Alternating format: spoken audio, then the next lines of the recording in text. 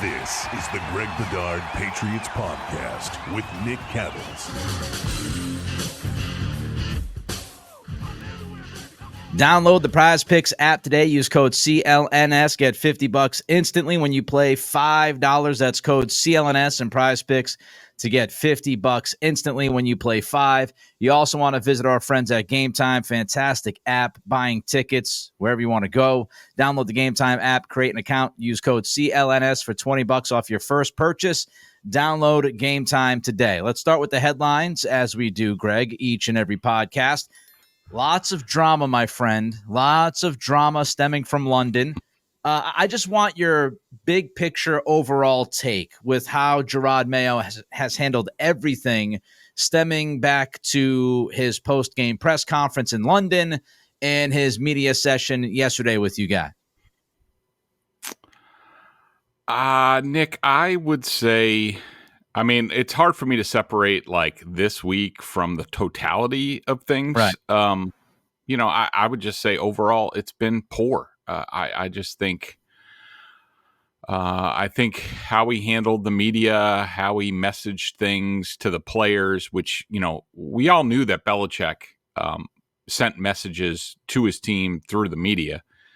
I don't think I've ever heard a head coach like admit that so many times as Mayo about how he does that. I think he's tried to put the toothpaste back in the tube, and back to what he said. I mean, I don't think he was wrong. I just don't like the way that he said it, and he didn't take what he should have said was something along the lines of, if he wanted to call out his team and sort of light a fire under him, which I think was his intent. You could say whatever you want to the team, but when you get in front of the media, say something like, right now we're a soft football team, and that's my responsibility. That's my fault, and I will get it fixed. That's what he should have said. Instead, it came out clunky, and it was like he was more putting it on the players, which I don't think was his intent.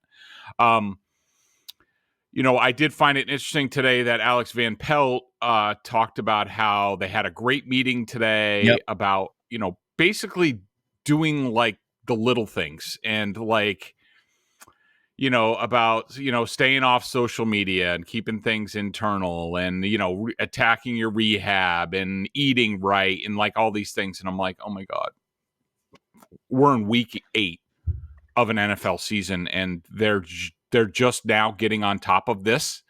To me, it symbolizes how this team is where it is right now, that the forethought, the planning, the vision, none of that was there. It was all lacking. There was no attention to details from the start with this thing. And now it's derailed, and now they're trying to put it back together. But, it just seems too little too late. We'll see if that's the case. Nick, I think both you and I and just about everybody listening to this knows that all the Patriots have to do is win a game.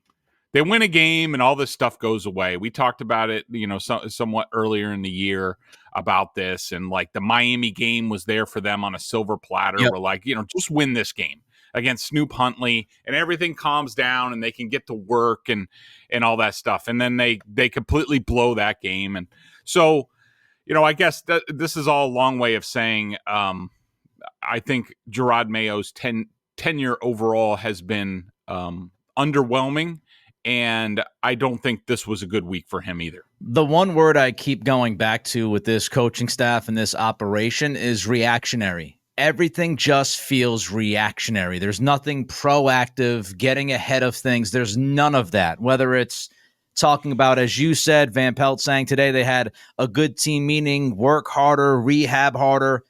That stuff needs to be addressed well before week 8. The idea of Mayo with the press. I think Mayo tends to go out there and he reacts, and you get that reaction right off the bat. And then when he has time to kind of absorb everything and think about what he said, then he tends to backtrack. And that's exactly what happened with his London comments. He thought about it, said, I should have said it differently. There's really not a great filter right out of the gates with him when he steps in front of the media. Like, that's another example of being reactionary on the field, the coaching, the lack of adjustments, not reacting to what the opposition is doing against you. It's just the processing of all of this seems to me to be a little bit slow, and if not a lot slow. Mm-hmm. A lot of that's understandable, or at least some of it is, because you have a lot of inexperience guys in their positions, from Mayo to Covington and even Van Pelt, who called plays for 1 year 15 years ago. So, I expected a steep learning curve, but man, they just seem slow to process everything on the field, off the field, press conferences. It's not great right now. Let's talk about the wide receiver room, because the last time we had a conversation, which was earlier in the week, we've heard now from KJ Osborne. We have heard from Kayshon Boutte. We've learned a little bit about Jalen Polk. Let's start there. KJ Osborne answered questions yesterday. According to Mike Giardi, I saw him on NBC Sports Boston, and he said that it was like an 8 or 9 minute meeting with the media, and Osborne certainly sounded like he wanted out. He tried to come back and circle back later on and make it sound a little bit better, but his comments for the most part, especially early on, again, without the filter, was he wouldn't mind being gone. Kayshon Boutte goes out there and says, I have to ask the coaches to throw the football to me, and I shouldn't be doing that because I've caught every football they've thrown my way. Then we find out that Jalen Polk is in the concussion protocol. What do you do with this wide receiver room, Greg, right now? Because it seems like Pop Douglas gets it. He showed his frustration on the field. He immediately apologized that week following the game. He seems like he gets it. Kendrick Bourne absolutely gets it. What do you do with the rest of these guys right now? Nick, I don't really know. I'm at a loss, and I think we talked about this last podcast, and Tyler Hughes is in charge of that room. Yeah. He's the wide receivers coach. Yep. He had previously been here sort of like a coaching intern, I think offensive quality control. Then he went to University of Washington, where he was with Jalen Polk. He was an offensive, analyst or something out there. And I think I mentioned previously about how, I had a couple of league sources say they were interested how Tyler Hughes was going to deal with that room, especially once with the likes of, Kayshon Boutte and Javon Baker, who, let's be honest, both of these guys, and this is factual, both of these guys slid down the draft board because of off-field concerns. And, Tyler Hughes is he's a very smart man. He's a very nice man. He's very religious. Nothing wrong with that, but it's just, how does all that mix? How does he lead his room? And I would say, 7 games into the season, it hasn't been good. Now, that's why you hire a Taekwon Underwood as an assistant coach, where he can sort of, be on the level of the players. He's played in the league. I mean, not the greatest of careers. So it's not like we're talking, and then it's not like we're talking Troy Brown, but he's there too.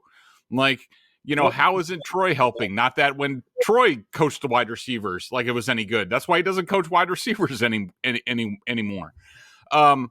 So long story short, that room is a mess. I mean, I would just start with everybody needs to shut the hell up. All right. Like, none of you have done anything in this league. Don't be demanding the ball. I mean, Kayshon Boutte, the first play of the game, he runs the wrong route. It's a simple over and under concept. It's the first play of the game. How many times do you think they rep this play? And it's not difficult. And what was supposed to happen is just this simple route, and I've been pointing it out that opponents run it on the Patriots all the time, and it always works. It's a bread and butter of the wide zone West Coast offense, where you send a post and then an under. And wherever the free safety goes deep, then you throw short. If he comes up, then you throw deep. And what happens? Kayshon Boutte stops running in the middle of the field, and then all of a sudden Drake Maye sees that, and he's like, "Oh crap! Now I got to try to get something," and he ends up scrambling for 2 yards, all because Kayshon Boutte ran the wrong route. You also have Jalen Polk, who I didn't notice this watching the film, but good job by JT O'Sullivan, the QB school. If you want to look, he did a breakdown of Drake Maye. Basically saw the plays the same as me. on a much higher level because, I wasn't an NFL quarterback. He did have both him and Chase Daniels were impressed with Maye on a different throw, a check down to Hasty that I marked him down. Obviously, I was wrong about that. But JT pointed out that there was the quote-unquote drop from Jalen Polk. Not the one along the sideline where he got hit, but the one earlier. Jalen Polk was like 2 seconds late getting off the line and completely, because I was wondering on film, I'm like, why are Hunter Henry and Jalen Polk in the same area? That should not happen. What happened was Jalen Polk was late off the line and didn't run his clearing route early enough. Hunter Henry basically beat him across the field and screwed things up. So there's all these types of errors going on. The attention to detail isn't there. Kendrick Bourne, always has a couple of routes that he doesn't run the right way. Just in general, that receiver room has been a disaster for years ongoing. It's not good. They need to start with shut the hell up and worry about yourself, and the ball will come to you if you're open. Do your shit right, and you'll get the ball. If you don't, you're not going to get the ball. And that's where I would start, I guess. We can include Matthew Slater as a name that's in that locker room to go along with Troy Brown. And Matthew Slater, from what I gathered, was supposed to be kind of the, I don't know how to put it, spiritual personality kind of leader. And that's not doing well, apparently, because there's a lot of stuff that's off the rails right now. And Matthew Slater is, again, yes, you can be a leader of a team and all of that, but he's also inexperienced as a coach. There's just so much inexperience in the room. There's inexperience in the staff. There's inexperience on the team. This team's a very young team. If you take, 5 or 6 guys away from the equation, you get a lot of youth on this football team. You've lost a bunch of leaders and veterans due to injury. Guys like Jabril Peppers and Jawan Bentley defensively, who might be the voices in the room to say, let's get this stuff straightened out. Offensively, you have a lot of, young guys, and you had a ton of turnover. The entire staff is turned over. So it's just tumultuous. And it doesn't seem like they have the guys in the room, whether it's players or coaches, to get this thing back on the rails. Now, hopefully they do, but it's starting to really, careen off the cliff and cause major issues. And, Kendrick Bourne, look, you said it, Greg. We know he's not the sharpest route runner. He has his mistakes on film, but at least he seems like his heart and his head is in the right place, and he's trying to send the right message. He spoke to media just a few moments ago, and Phil Perry has it posted on Twitter, about his messaging this week, and Kendrick Bourne said it's just staying focused on what's important. I think that's where we've been failing, getting distracted by everything else, being too individualized. Football is the ultimate team sport. And that's another, thread line that we've really heard from a lot of players is just selfishness and being too wrapped up in being an individual, and realize that this is all bigger than you. One guy. Yeah, Nick. Yep. Nick, one thing I just want to interject on that. And again, and I think I said this in our earlier pod, and I certainly wrote this after Sunday's game. I'm sick of talking about Jerod Mayo. I'm sick of talking about the head coach, and I don't want to be doing it. I really don't. But I've covered this league long enough. I've covered teams, all sorts of different teams, successful teams, not successful teams, and the people around here, I don't think have seen this type of level of dysfunction in a long time.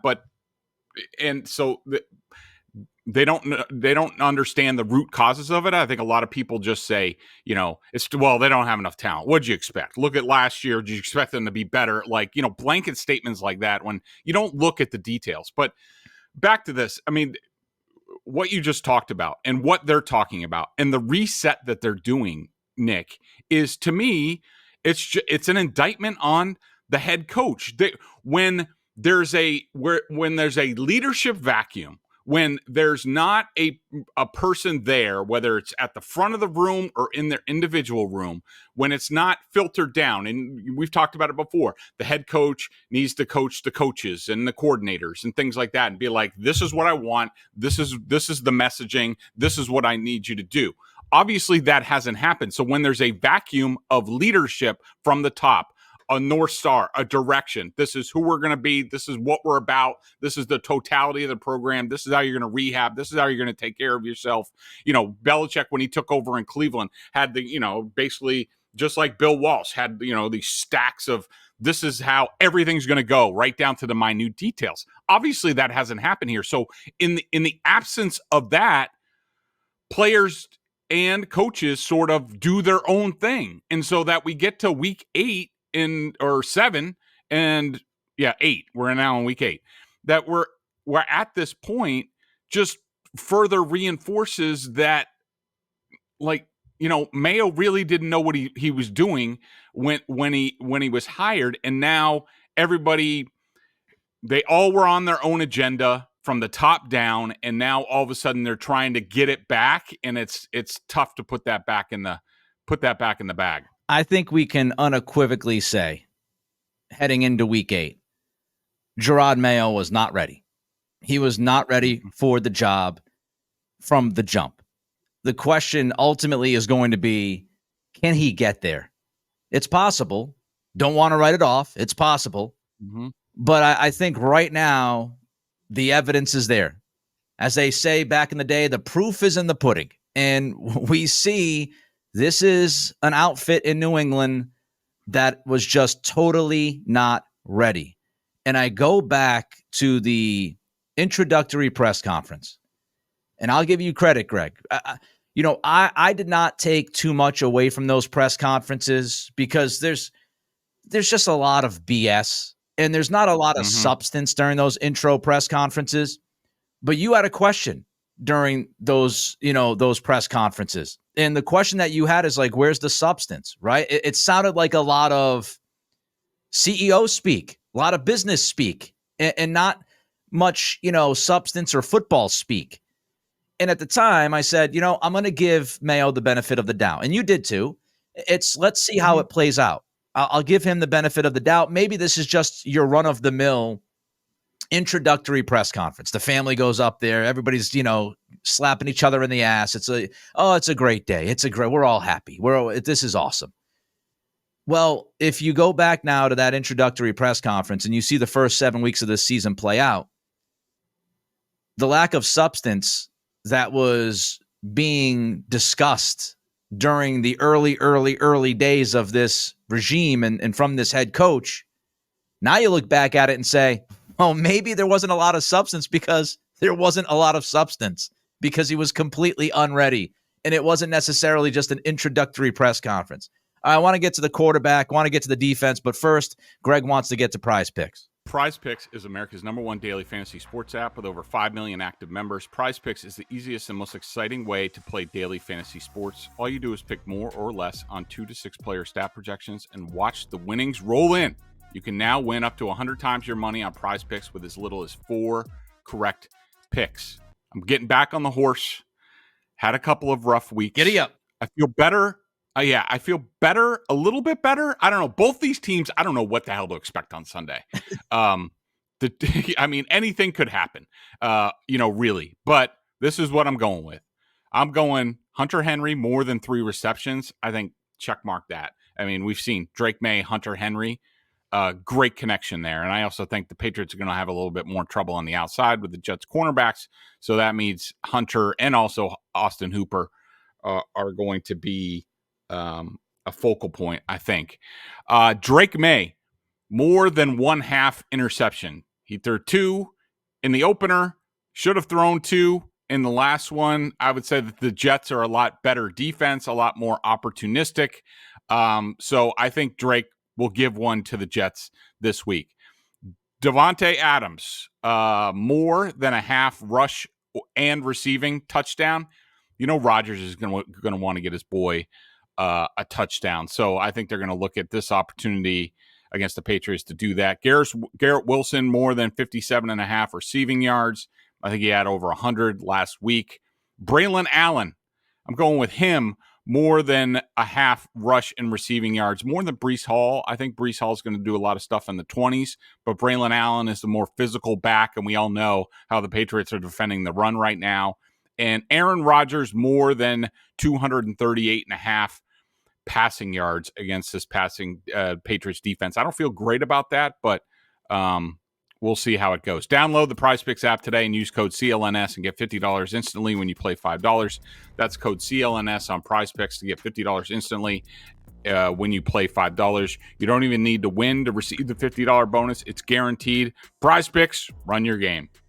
All right, we'll get to the defense in a little bit. I know Greg has a lot to say about those guys on that side of the field, and I read Greg's column last night that he wrote. I saw it this morning, and I watched the video he had in there. I would suggest all of you to go check that out as well as Greg breaks down the defensive breakdowns. But first, let's start with the offense. Van Pelt with the media today, Greg, spoke about Drake Maye, and he said that Maye's development is right where it needs to be. Would you agree with that?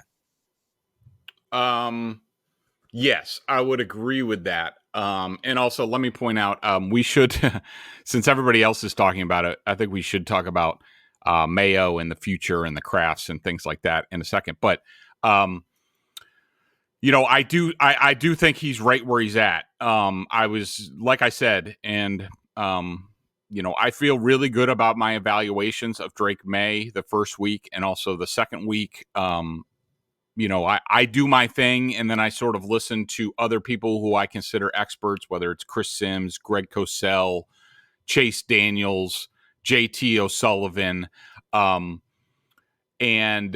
they were all, and I think JT almost used the exact same words that I did, where I said that, that there was substantial improvement over start 1 to start 2 for Drake Maye. There's a lot of good stuff out there. He saw the field much better in the second game. And I don't think I did this in our last pod, Nick, and I want to make sure that I do this because I've been hard on the guy, rightfully. But I also want to give him his flowers for this past game. I thought Alex Van Pelt was substantially improved. Now, I don't know the reason for that. And, but let me also give flowers to Jerod Mayo because, again, I criticize the head coach of a lot of things because they get paid a lot of money and they have a lot of importance on a team. And so I don't know who – it sure looked like somebody said to Alex Van Pelt, look, we need to protect better. Like, you need to keep more people in. We need to do a better job with this. Now, I don't know who did it.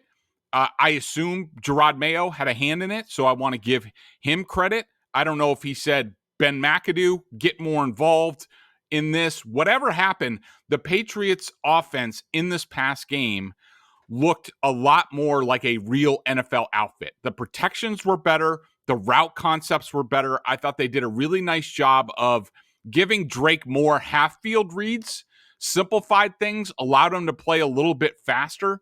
And I thought all of that contributed to Drake Maye looking a lot more comfortable. Now, I do want to also say this.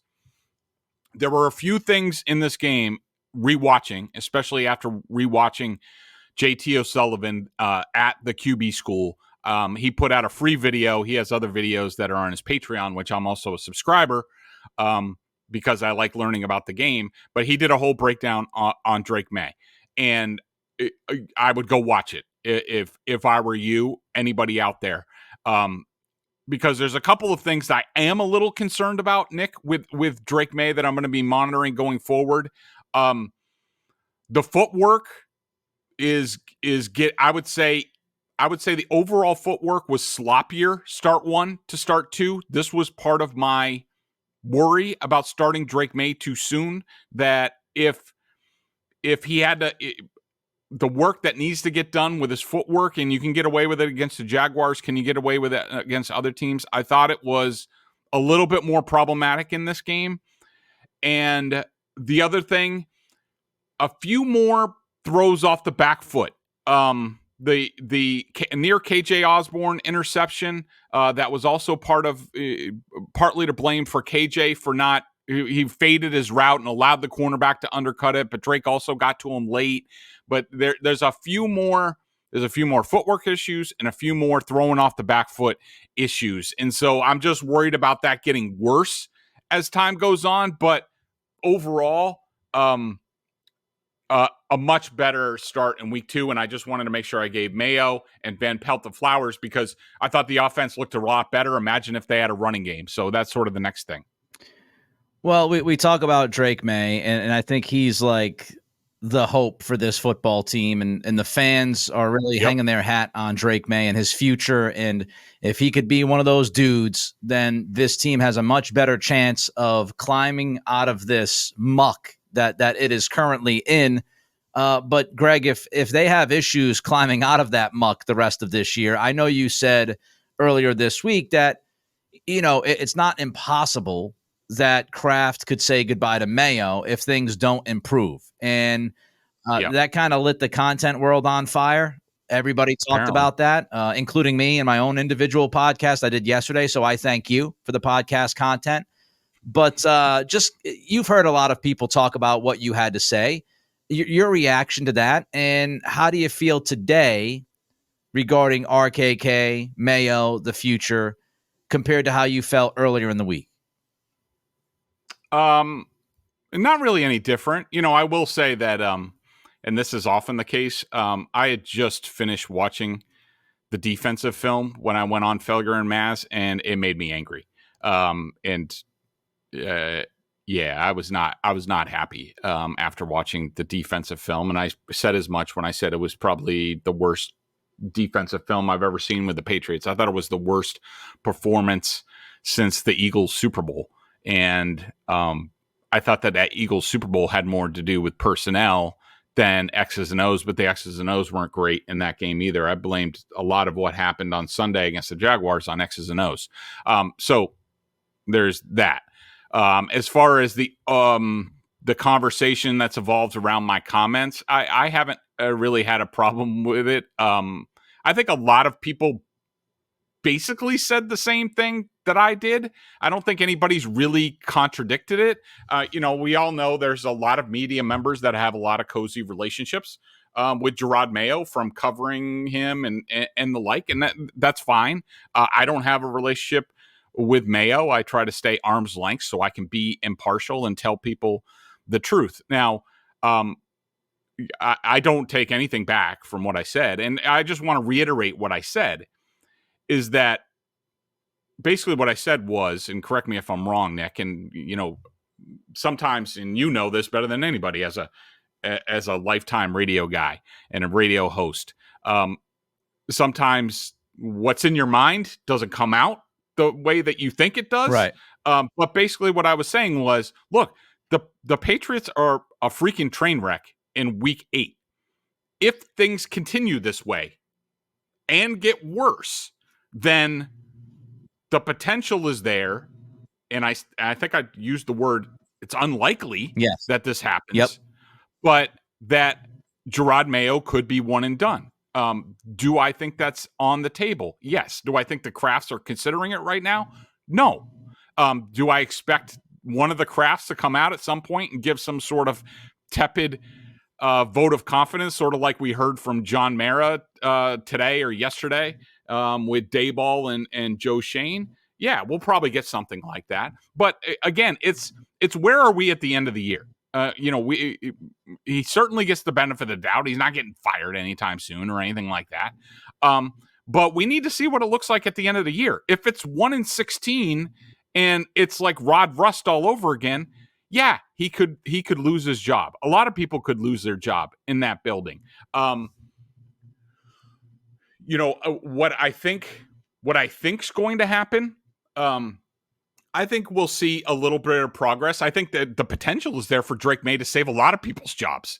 The potential for him to be really good towards the end of the year and steal some games for this team, definitely there. I think he's that good and has that potential. So there's that. Really what I think is going to happen, Nick, and let's just go over sort of the timeline of things. I think you talked about the opening press conference. I would say before training camp started, sort of after OTAs and all this stuff, once you get the coaches in the building and they see what's going on, I think the Krafts kind of looked at things and said to themselves, is this all there's, is this all that's there for us? I mean, is this what we hired? Is this all it's going to be? Sort of, I think there was a fear of that it was empty slogans and, not a lot of substance to what was going on with the new regime. So I think there was some, I wouldn't say second guessing, but, maybe them sort of, craning their neck and being like, okay, all right, we'll see. I thought Jerod Mayo ran a great training camp. I thought it was very physical. I thought they made progress, and he had them prepared for week 1, and they won. It was a impressive victory. They hit on all cylinders. It was basically the perfect scenario for them. And, but I cautioned at the time, I said, that's week 1. A lot of teams, especially nobody really knew what they were going to do on offense or defense or whatever. They were surprised. But we said, no, let's see what happens as the week goes on, because it's a different game. Planning for the regular season is a completely different beast. The coaches are tired. It's long hours, all that stuff. So I think we can say that it hasn't been good, that every game has been worse than the next. And there's, some, discipline issues on the field, in the locker room, social media, stuff like that. So, where they are is, it's gone downhill every week, and you just worry about, is that going to stop, right, or is it going to get worse? So the way I think things are going to play out in all likelihood is that, and I will say, at this time, there is a level of concern on the ownership level about what's going on. And I think that's where we'll stop with that conversation, as far as there's a high level of concern. I think the most likely scenario after the season, say this plays out and they go 4-13 again, they have a couple of good moments, but it's not that great. I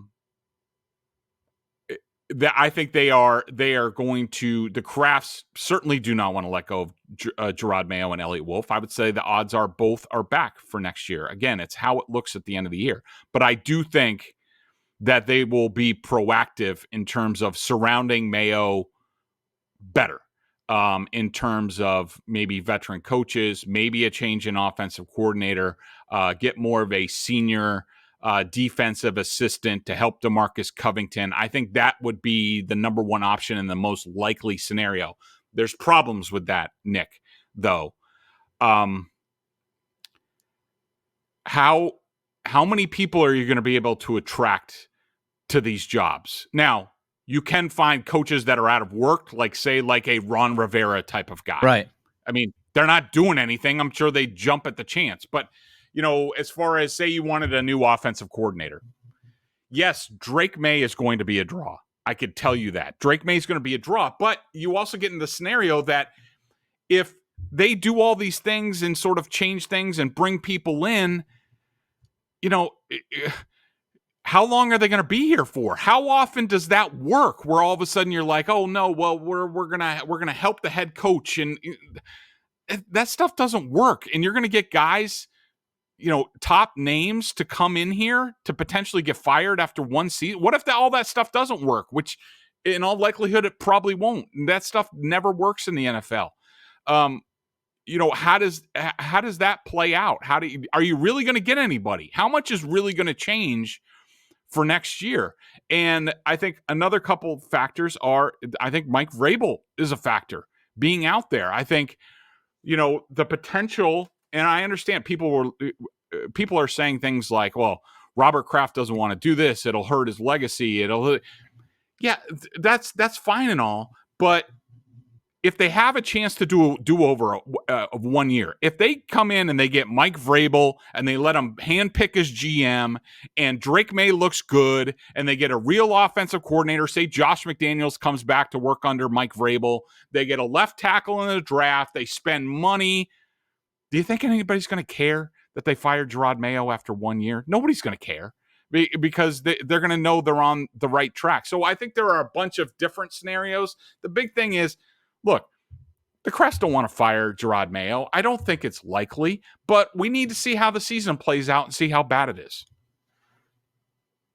It's interesting. You go back to week 1 and you think about the staff having time to prepare, right? They had time to prepare.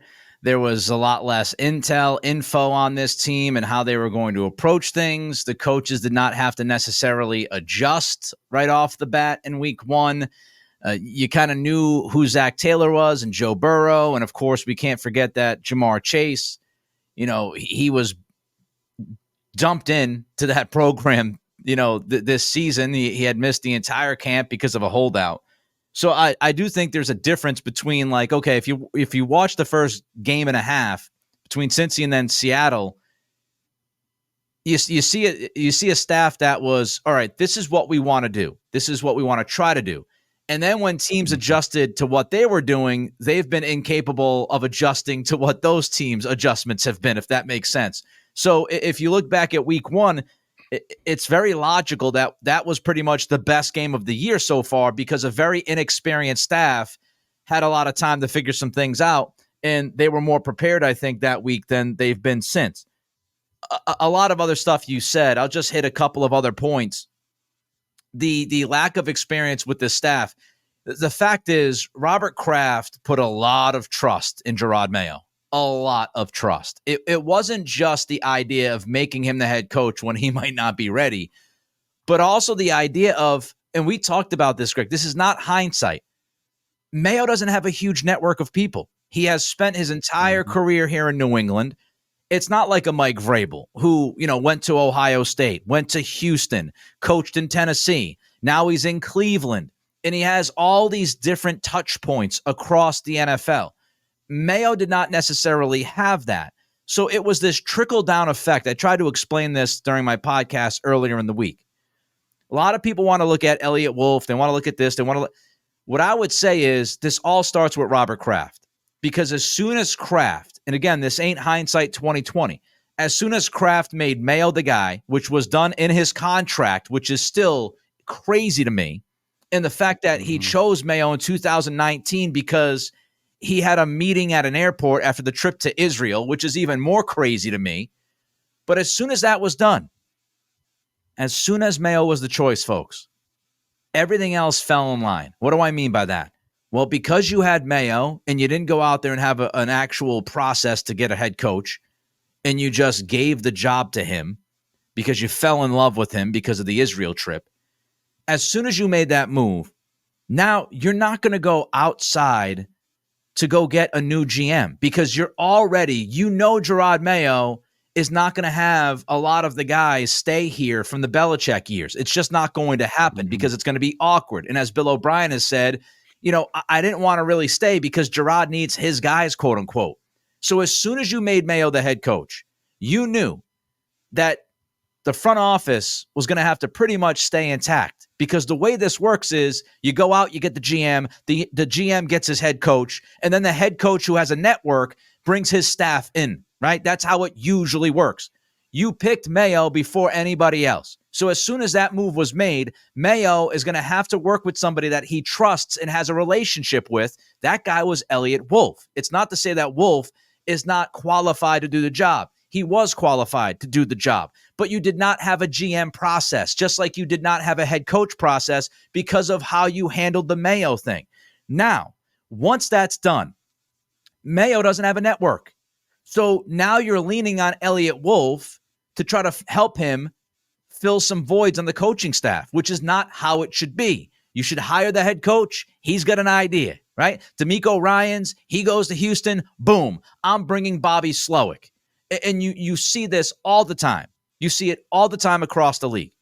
And so it all starts with that decision and how it was handled. And a lot of the other stuff is a trickle-down effect. One last thing I'll say. The change of the staff, here's the problem the Patriots have. You and I can sit here and we go back and forth and go, oh, yeah, the Patriots should go get that guy. They should go get this guy. That should be the OC. Here's the problem with that, though. That's more change. And so if you're looking at Drake Maye, he had AVP. If AVP doesn't work out, let's say they shit can AVP in the middle of the year and they bring in, a couple weeks, AVP still not doing a good job, you go to McAdoo. Okay, so now you've had AVP and McAdoo. If you want to go try to change this whole thing around and go get somebody else, now Drake Maye has his third offensive coordinator in 2 years. If that guy is good, And as Greg said, gets hired somewhere else. Now you're bringing another offensive coordinator in. Maybe it's an in promotion, but it's still a new guy. And now Drake Maye has his fourth offensive coordinator in like 3. That's the problem. And so it's multi-layered, and it's contextual conversation, which doesn't happen in a lot of places. But that's what they're looking at now. It's a whole puzzle. And it all started with Robert Kraft selecting Mayo and the way that process went. And as soon as that decision was made, everything else fell in line, and it was a little bit of a mess, if not a lot of a mess. You don't want a mess to go check out a sport that you like. You want to go see the Patriots. You don't want to get messy trying to find tickets. Well, you can check out Gametime. Greg, tell them about it. It's NBA season. You got to be there in person. I know Nick loves to. You got to go to Gametime to get your tickets. Go see the Celtics. They're wagging, launching up threes. What do they call it? Hippo ball? Opening night. What? I mean, come on. Could that have gone any better? That was euphoric. And for somebody who has been a Patriots fan and Boston fan, New England fan their whole life, like me, and I've been watching this Patriots team on Sundays, and it's been making me sick to my stomach. Tuesday night was the elixir that I needed. Jason Tatum, unbelievable. It was awesome. Unfortunately, TNT sucked with their pregame coverage and their ceremony coverage, and I don't know how to go to a commercial during the raising of the banner, but I digress. Yeah, but if you want to get there and be part of every single blowout and 69 three-pointers and things like that, then you got to go to Gametime. Check out all the tickets over there. Check out Gametime Picks. They filter out all the fluff to show you only incredible deals on great seats, so you don't have to waste time searching through thousands of tickets. I love the all-in pricing. I have that permanently toggled. Shows the total up front. No surprise fees at checkout. I love the panoramic views from your seat in the app before you buy. That's a must. I was just looking. Bucks at Celtics on Monday. You can get in the building all in for in let's see, this is balcony $319. There's a bunch of these tickets, $116 each. If you put in the coupon code that we're about to give you, that's $20 off. You can get in and see this show for yourself for less than $100. Let's see, where was I? Download the Gametime app and create an account and use code CLNS for $20 off your first purchase. Terms apply. Again, create an account and redeem code CLNS for $20 off. That will get you in the garden on Monday for less than $100. Download Gametime today. What time is it? Gametime. All right, let's talk about the offense quickly, and then we'll get to the defense. Yes. Hang on. One more thing that I wanted to say on what you were talking about. Okay, now I remember what I was going to say. I totally agree with your comments about the whole process and everything. And, but I had this thought the other day that, like, look, I don't blame Mayo entirely for this. I mean, do I think he didn't know what he didn't know? Yeah. And do I think he's got a big ego? Yes. And thinks, he had all the answers when he had none of the answers. Yeah, I think all that's true. I do put some of the blame on the Crafts. If it's true what Robert has says about how he identified 5 years ago in Israel that Jerod Mayo was the next coach of the New England Patriots, at that point in time, Robert, Jonathan, and Jerod should have been talking about, all right, in 5 years, 6 years, 7 years, whatever it is, you're going to be our next head coach. Yep. You need to go out and get as much experience as possible. You need to get out of this cocoon. You need to get away from Bill. Somebody wants to hire you as a DC, go get that job. Go make a network. Go listen to different offensive philosophies, all that stuff. That's what they should have been doing. And especially once they hashed the succession plan or whatever, Jerod was interviewing for jobs and maybe he gets a DC job.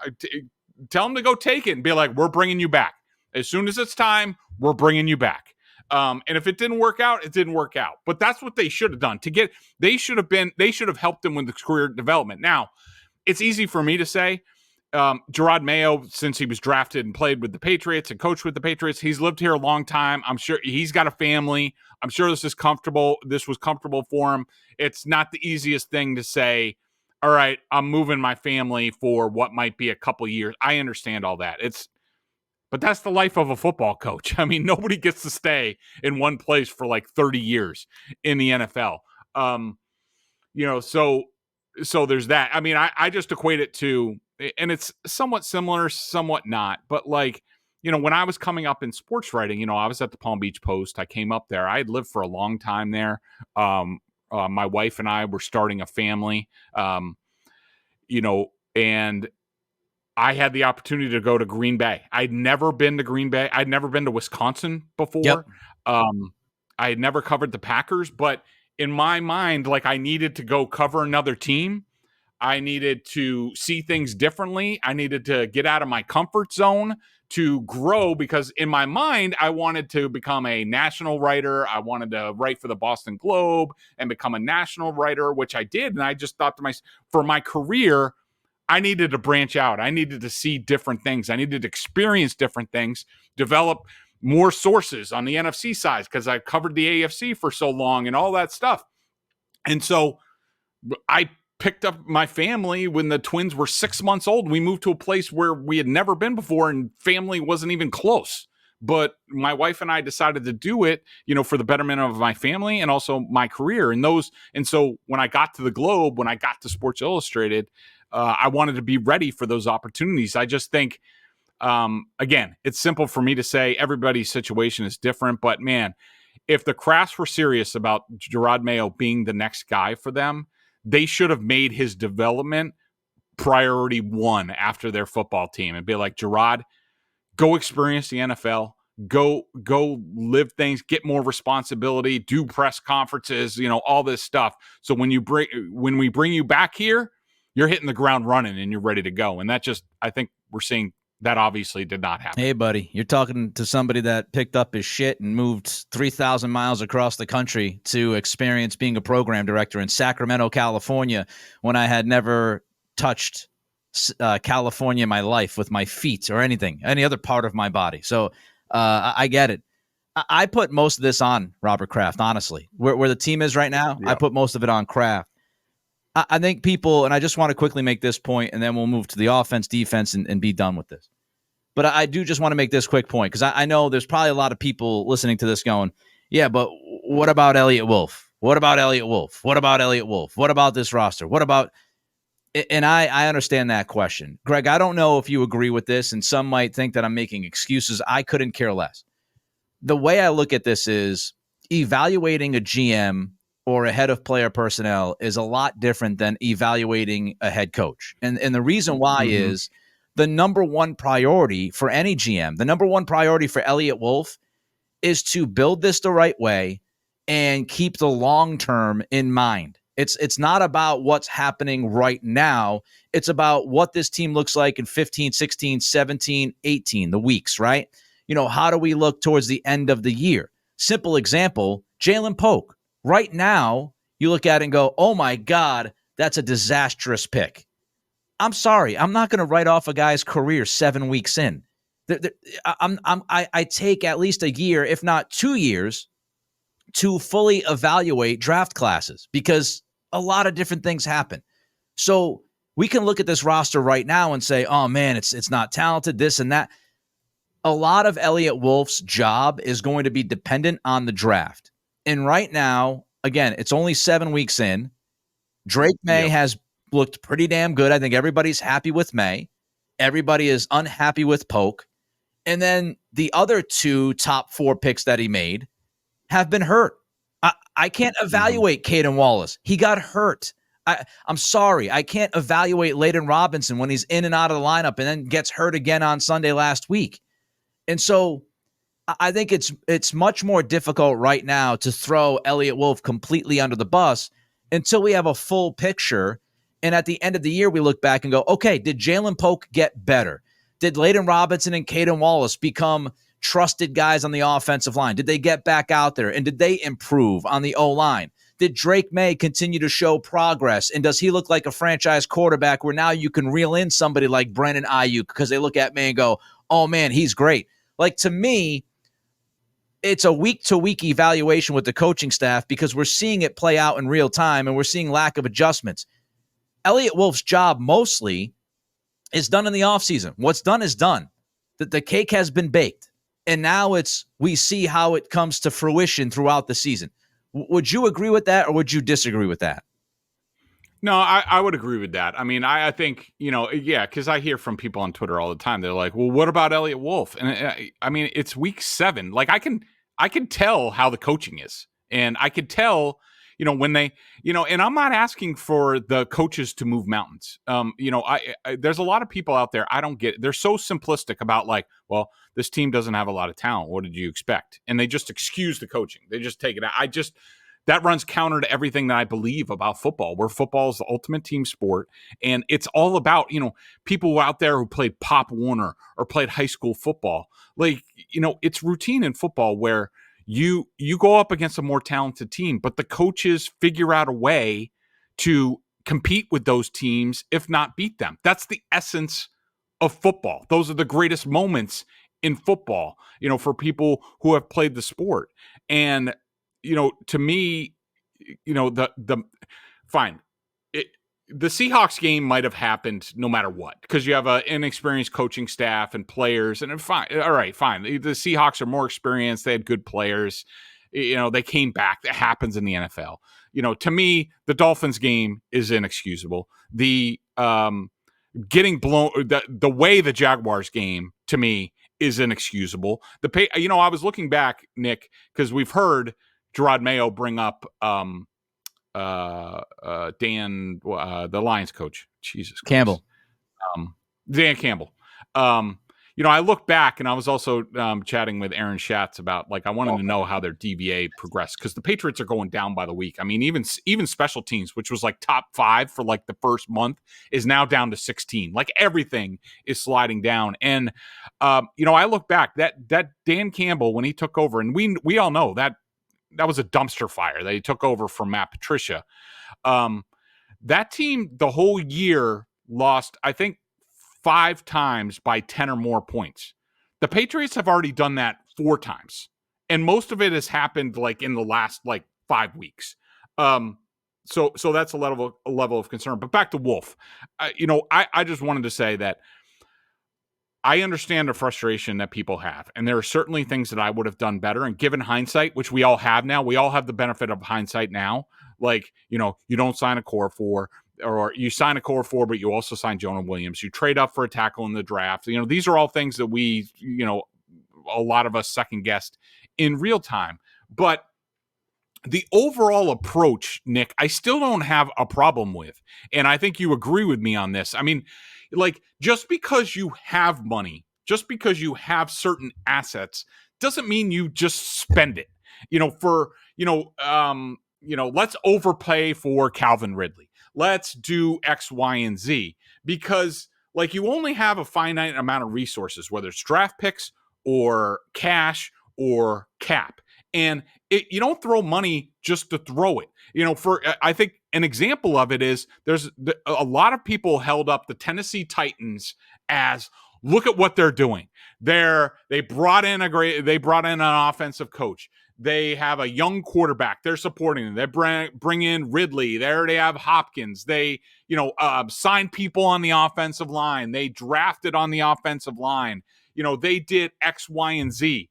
And now they're not much better than the Patriots are, except they spent all their resources. And so the Patriots, to me, Elliott Wolf and Alonzo Highsmith and those guys looked at their roster and said, all right, let's try to build a foundation. Who's good on our roster? Let's retain them. Let's try to spend money where we can, but we're not going to throw stupid money at things we're not sure about, because let's get more data on the team and figure it out. And the next year we'll do more. And I think they're on track to do that. Do people want the Patriots to be more talented? Yeah. But it doesn't mean that their approach wasn't wrong. The execution wasn't great, but I wouldn't say it was a complete debacle, because I do think the Patriots should be more competitive at this point. Yeah, Tennessee went out and got Snead. They got Pollard. They got Ridley. It was an extravaganza, and they're not good. Mm-hmm. the last thing I'll say is, the biggest decision to me, because I still think the offensive line stuff is not figured out yet. People are like running around out there acting as if the draft class in the second round was awesome. None of those guys have been very good. Okay. Correct. So everybody relax. Everybody calm down. Okay. So I don't even know if they mishandled the draft. We'll see if by the end of the year, and that also has a lot of context. Like if you're Kingsley Suamataia and you can actually sit down for 10 weeks, 12 weeks, because the Chiefs are the Chiefs, and then you say get dropped in week 13, well, yeah, you had 3 months of NFL football to get developed. If you were in New England, you would have been dropped in week 1 or week 2. And we all know what happened with Suamataia the first 2 weeks. He was benched because he was terrible. And I was one of the guys that was saying Suamataia should be the pick for the Patriots in the second round. Yep. So we don't know. We don't know what we don't know. And I understand people get frustrated and they want to judge right away. And it's 7 weeks in, they go, holy shit, this roster sucks. Elliott Wolf's terrible at his job. Take a deep breath. And it's funny because if there are 2 games that they lost that they should have won. They should have won that Seattle game if it wasn't for terrible coaching in the second half. And they should have beat Miami. Yep. And I know we deal with reality versus, what could have been. But what if this team won those 2 games and they're 3-4? Mm-hmm. Then people go, oh, well, wait a minute. And you could say the same stuff about Jerod Mayo, but that's the point. If the coaching staff was better, they win those 2 games. The fact that the coaching staff is declining precipitously is the issue. And look, the biggest problem to me about Wolf and what he did was the AVP hire. If Van Pelt doesn't get better, and this offense is a disaster, and they've got to flip things around, and you're dealing with different offensive coordinators early in Drake May's career, that is on Elliott Wolf. That was an Elliott Wolf hire. And I don't think he had great options, but if AVP is terrible and it goes awful, then you look at that and say he could have gotten somebody better in here than AVP, or maybe he should have just went with McAdoo, because that would be the thing that I look at right now. But I'm going to give it time. That's the nature of his job. All right. Don't forget to check out BSJ, $50 for the year. Bedard, Giardi. We told you about PrizePicks, $50 instantly when you play $5. Use that code CLNS. We told you about Gametime. Take $20 off your first purchase over there by using that code CLNS. Greg, we're not going to be able to hammer down all the stuff that we wanted to talk about with the defense. Maybe we'll save that for next week. Hopefully not. Hopefully they'll get better. But just your expectations for Sunday, buy-in, and this Jets matchup. Yeah, I mean, look, Nick, I have no clue. I have no. The number one thing I'm looking to see is the response to the soft comment. It can go one of 2 ways. I mean, these guys, it could light a fire under them, and all of a sudden they're winning both sides of the line of scrimmage, and they're competitive in this game, and it goes down to the fourth quarter. And that would be awesome. It would be awesome for Jerod Mayo. We'll all be talking about, like, Jerod Mayo had since Cincinnati, his first, check mark, attaboy. Yeah. Nice job pushing the right buttons with his team, and we will certainly do that if that's the case. There's also a chance that, all right, that something like that could be short-lived in this game, but when things start going against the Patriots, then all of a sudden they let go of the rope, and it could go the other way, where all of a sudden, come Monday and Tuesday, Nick, we're talking about, have these guys given up on Jerod Mayo? Yeah. Have they quit on him? And we're only in week 8, and we're weeks away from the bye. And by the way, I also want to say, related to that, the comment, I've heard because they played my comment so many times. The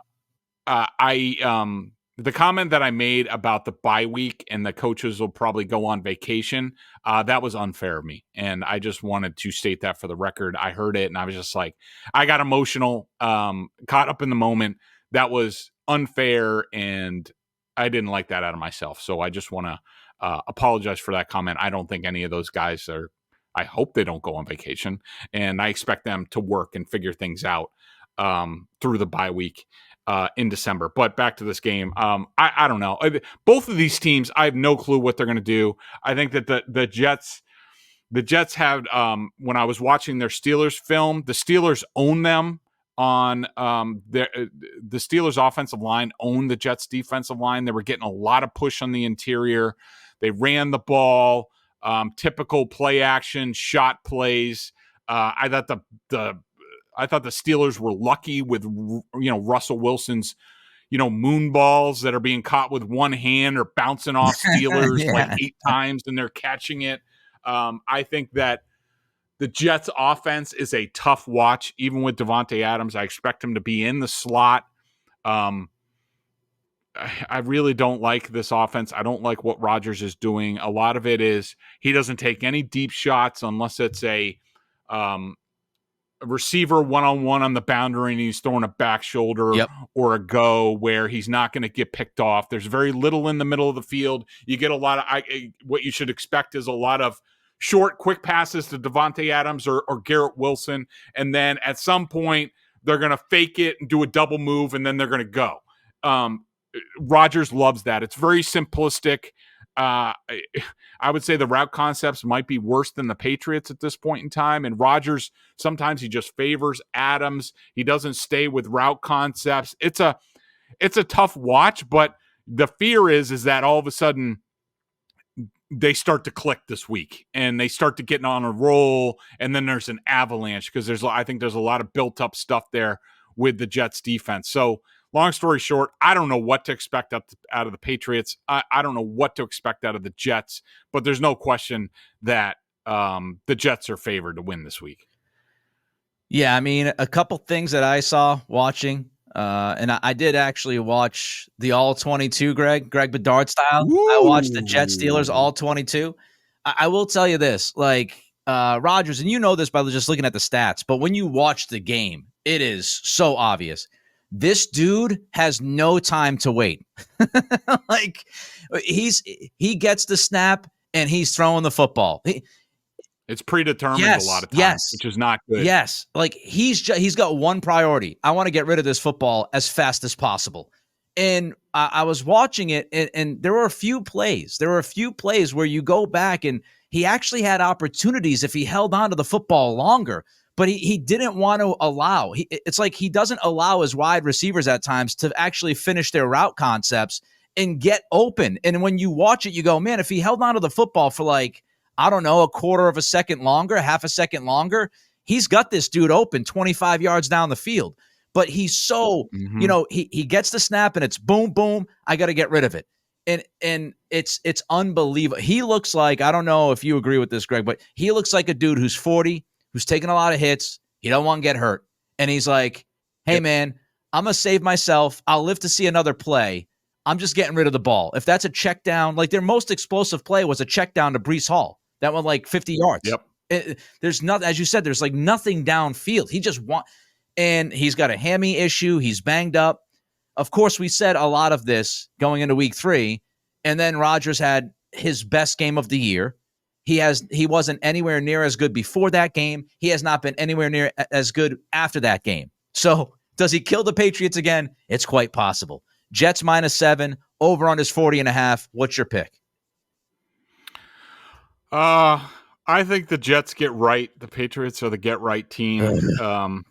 I really do not want to see them let go of the rope, but I'm fearful of that. I think Drake Maye, I think we'll get a typical Drake performance. I think he'll make some plays because he does.